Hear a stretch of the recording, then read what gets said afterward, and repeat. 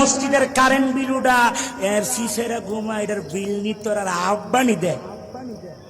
আমার কথা কোনা ঠিক কিনা? যদি আপনাদের এলাকায় তাবলিগ করতে এই সমস্ত সৈয়দুলিরা আসে, ল্যাংড়া ইলিয়াসের স্বপ্নে পাওয়া তাবলিগ করতে আসে, জুতার মধ্যে গু লাগায় তারপরে গালে মারবেন। কথা বলে ঠিক কিনা? এই ভণ্ড মৌলবী কয় কি? একজন আলেমের মুখে কি এইরকম ভাষা মানা? এরকম ভাষায় কথা বলে একজন আলেম? একজন আলেমের কিরকম চরিত্র আর তার কিরকম ভাষা হইতে পারে?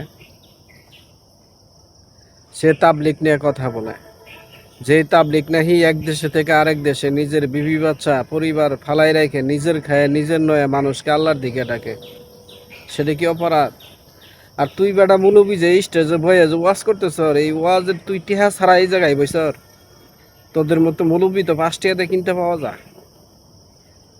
আর তোরা তাবলিগ সম্বন্ধে কথা বলর, আর বলর যে মসজিদে কারেন্ট পুরে।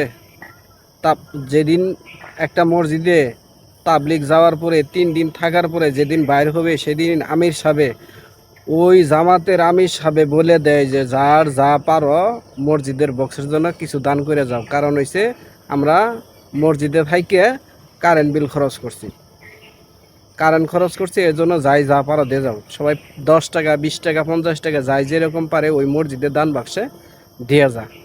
তোর মতো ধর্ম ব্যবসায়ী রে, তাবলিগের লোক তোর মতো ধর্ম ব্যবসায়ী।